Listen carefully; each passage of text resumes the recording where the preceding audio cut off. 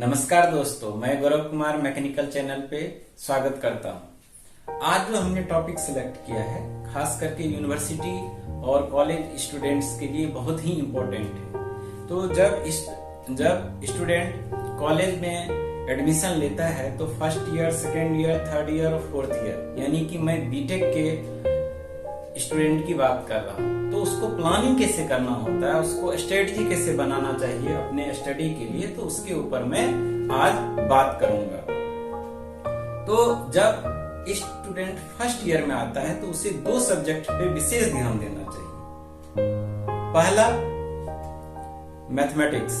तो जो आप 12th क्लास में मैथमेटिक्स पढ़ के आते हैं तो उसी का एडवांस वर्जन या उसी में कुछ आपको एडिशनल मैथमेटिक्स के बारे में यहाँ पर आपको सीखने को मौका मिलता है। तो मैथमेटिक्स के ऊपर आपको विशेष जोर ध्यान देना है।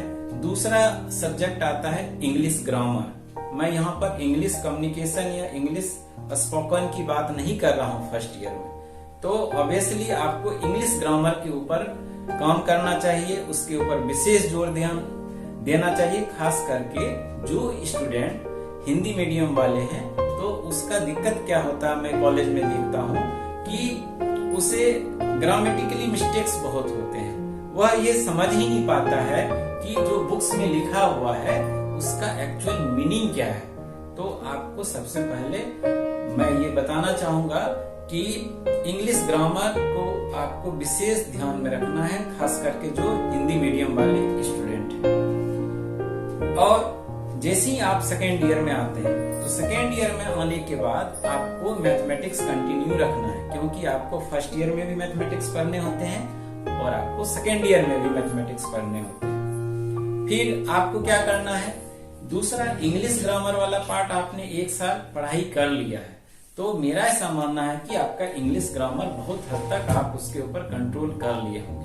और इंग्लिश ग्रामर में आपको विशेष क्या ध्यान रखना है, जो टेंस है, आर्टिकल्स है, प्रीपोजिशंस है, उसको कैसे यूज करना है उसको आपको ध्यान में रखना है। आप जैसे ही सेकेंड ईयर में आते हैं तो आपको इंग्लिश ग्रामर के ऊपर नहीं, आपको इंग्लिश कम्युनिकेशन के ऊपर, यानी कि स्पोकन इंग्लिश की बात कर रहा हूँ, उसके ऊपर आपको काम करना है। तो इंग्लिश स्पोकन कैसे आप ठीक करेंगे, तो उसके लिए आपको क्या करना है कि एक माहौल बनाना है। आपको क्या करना है कि जब हेजिटेशन वाली पार्ट है उसको दूर करना है। देखिए, जब तक कि आपका रिप्रेजेंटेशन, बॉडी लैंग्वेज जब तक सही नहीं होगा तो आप अपने आप का मूल्यांकन सही नहीं करवा पाएंगे। तो English communication is very very important. तो आपका सेकेंड ईयर हो गया यहाँ तक। उसके बाद आता है आपका थर्ड ईयर और फोर्थ ईयर, तो यानी आधे रास्ते तो आपने तय कर लिया।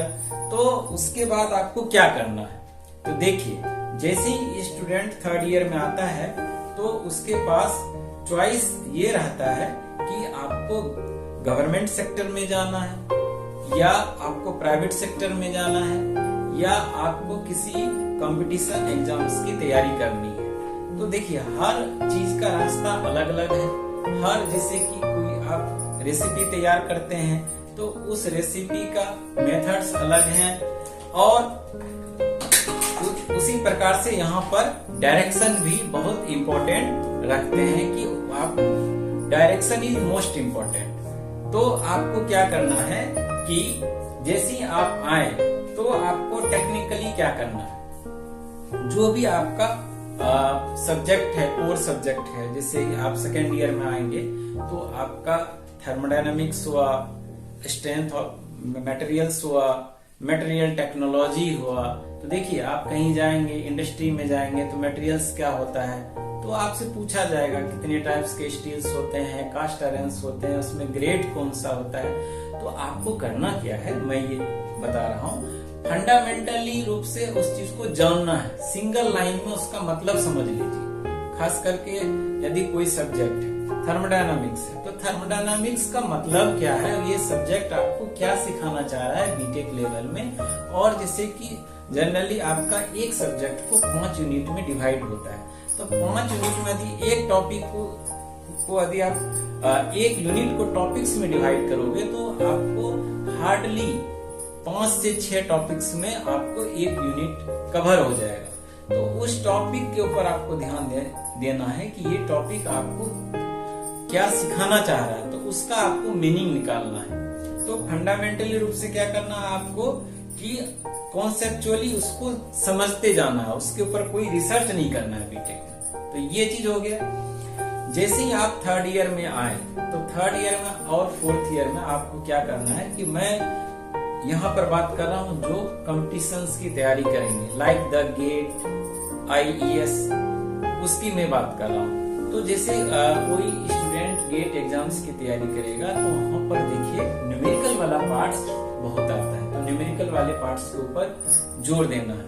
तो आप न्यूमेरिकल्स कैसे करेंगे, तो उसके लिए आपको क्या करना पड़ेगा, एक स्ट्रेटजी बनाना पड़ेगा। सिर्फ कॉन्सेप्ट से काम नहीं चलेगा। तो कॉन्सेप्ट से तो आपने समझ लिया कि उस थ्योरी का एक्चुअल में मीनिंग क्या है, अपना अंडरस्टैंडिंग लेवल इंक्रीज कर लिया। अब उसमें जो फॉर्मूले हैं, उसमें जो डेरिवेशन है, उसमें जो इक्वेशंस हैं, उसको आपको न्यूमेरिकल में यूज कैसे करना ये आना चाहिए आपको। तो वो एक फॉर्मूले को अलग अलग क्वेश्चंस में अलग अलग ढंग से पूछते हैं। तो उसके लिए आपको क्या करना पड़ेगा कि उसको डीपली आपको उसका एल्गोरिथम के ऊपर काम करना पड़ेगा कि एक फॉर्मूले को आपको अलग अलग कैसे पूछ, आपके उस क्वेश्चन को पूछा कैसे जाता है। दूसरा चीज आता है कि आपको मैं ये कहना चाह रहा हूँ कि 3rd ईयर और फाइनल ईयर में जो न्यूमेरिकल वाले पार्ट्स हैं उसके ऊपर आपको प्रैक्टिस करना है। जो भी आप एग्जाम्स की तैयारी कर रहे हैं तो उसके ऊपर जो न्यूमेरिकल वाले जो हैं उसके ऊपर जोर देना है। दूसरा चीज देखिए, बहुत स्टूडेंट्स को ये नहीं पता होता है कि कौन से सब्जेक्ट के ऊपर विशेष ध्यान दें। तो आपको क्या करना है कि खास करके यदि आप यहाँ पर यदि मैं गेट एग्जाम्स की बात करूं तो उसमें देखिए आपका मैथमेटिक्स है और इंग्लिश है। तो इसमें आपका लगभग आपके 30 मार्क्स के आसपास जो है ये कवर हो जाएंगे। तो आप जो 1st ईयर और 2nd ईयर में जो तैयारी किया है तो वो आपको उसका बेनिफिट आपको एग्जाम्स में मिल जाएंगे। और 3rd ईयर और 4th ईयर में क्या होगा, जो आपने न्यूमेरिकल्स लगाए हैं या जो लास्ट ईयर के क्वेश्चंस बनाए हैं उसका एल्गोरिथम कैसे कैसे यूज करना है तो वो आपको काम में आ जाएगा। तो 70 मार्क्स है। तो इसमें आपको जैसे कि हर गेट की मैं बात करूं, मैन्युफैक्चरिंग साइंस से और इंडस्ट्रियल इंजीनियरिंग से लगभग 25 to 30% के आसपास आपके क्वेश्चन हर साल आते हैं। तो आपको यहाँ पर आप जैसे ये आपका इंग्लिश ग्रामर, मैथमेटिक्स और मैन्युफैक्चरिंग प्लस इंडस्ट्रियल वाले पार्ट एडअप कर देंगे तो आपका लगभग 50% से एभव कवर हो जाएगा। तो उसके बाद जो आपको रेस्ट आते हैं जैसे FM हो गया, थर्मोडायनामिक्स हो गया, सोम हो गया, थ्योरी ऑफ मशीन हो गया। तो इन सब चीजों के ऊपर जो न्यूमेरिकल्स हैं, इसके जो डेरिवेशंस हैं, उसको कैसे सॉल्व करना है उसके ऊपर आपको काम करना। तो आपका इस प्रकार क्या होगा कि 4 साल आपका यूटिलाइज हो जाएगा। अब दूसरा मैं बात कर रहा हूँ खास करके जो स्टूडेंट कैंपस प्लेसमेंट में बैठ रहा है तो उसके लिए आपको क्या करना है। तो आपने 1st ईयर और 2nd ईयर तो आपने इंग्लिश का काम वहां पर कंप्लीट कर लिया, तो वो चीज आपको बेनिफिट कैंपस प्लेसमेंट में आ जाएगा। तो कैंपस प्लेसमेंट में मैंने देखा है कॉलेज में जब स्टूडेंट इंटरव्यू के लिए आते हैं तो उसमें सबसे बड़ा पार्ट होता है हेजिटेशन। नॉर्मल ढंग से वो बात ही नहीं कर पाते हैं कि हमको अपना कोई चीज कैसे रखना है, तो उसके ऊपर आपको काम करना है। तो आपका इंग्लिश वाला पार्ट वो यहाँ आपको बेनिफिट करेगा। तो कम्युनिकेशन के लिए क्या है कि देखिए मैं देख रहा हूँ कि स्टूडेंट आपस में कम्युनिकेट ही नहीं होते हैं, ना ही अपने टीचर से कम्युनिकेट होते हैं। जैसे मैं क्लास में स्टूडेंट से क्वेश्चन करता हूँ तो वो ढंग से उस चीज को एक्सप्लेन नहीं कर पाते हैं। क्यों नहीं कर पाते हैं?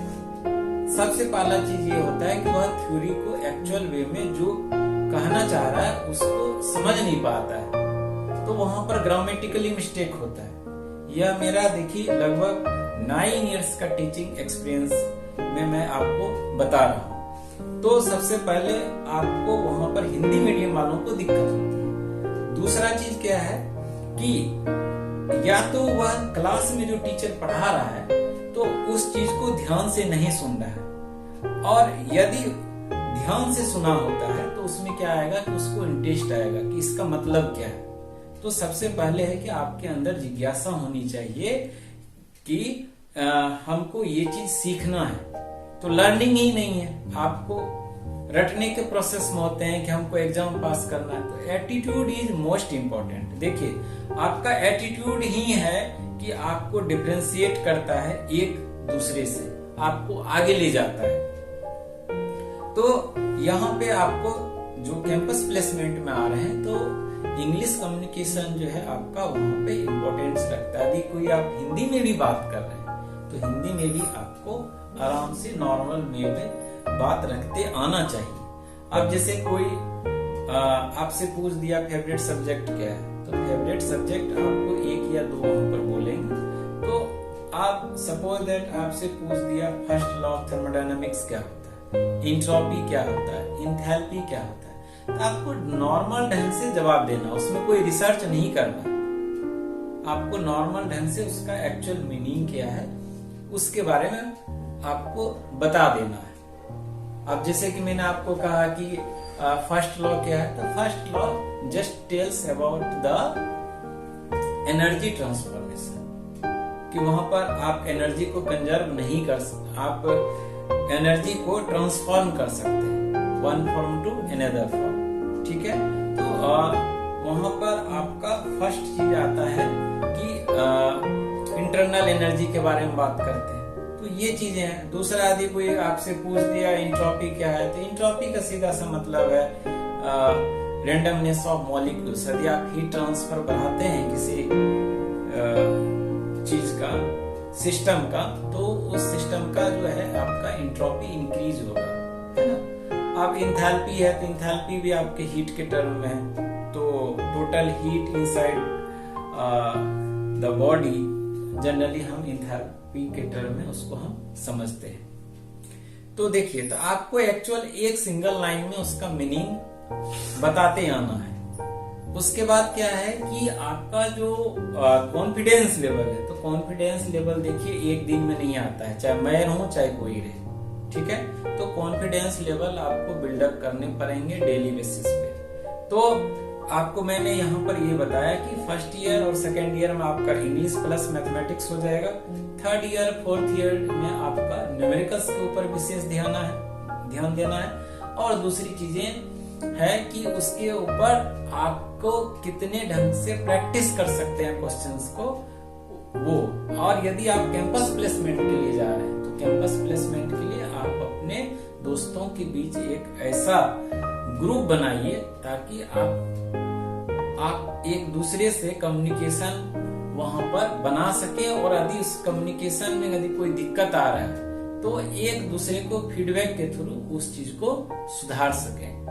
तो इस प्रकार से आपका 4 साल का जो पूरा कोर्स है बीटेक का, वो आपका यूटिलाइज हो जाएगा। और मेरा ऐसा मानना है कि आपको जिस भी डायरेक्शन में जा रहे हैं वहां पर फायदा आएगा। कोर्स डिवीजन में जनरली आपको पूरे सब्जेक्ट्स रहते हैं, लेकिन उसमें जो मेन सब्जेक्ट है उसके ऊपर विशेष ध्यान देना है। और यदि कोई सब्जेक्ट है उसमें जो टॉपिक्स हैं, देखिए इम्पोर्टेंट टॉपिक्स भी ज्यादा नहीं है, तो उस इम्पोर्टेंट टॉपिक्स के ऊपर आपको ध्यान देना है। और रिपीटेशंस कितने हो रहे हैं, कौन से टॉपिक के ऊपर विशेष ध्यान देना आपको, ये तो आपको क्लास में आपके टीचर आपको बता देंगे। तो टीचर के बातों को बिल्कुल भी इग्नोर नहीं करना है और टीचर से कम्युनिकेट करना, उनसे पूछना है। तो हेजिटेशन जब तक आप दूर नहीं करेंगे तो आप चीजें सीख भी नहीं पाएंगे।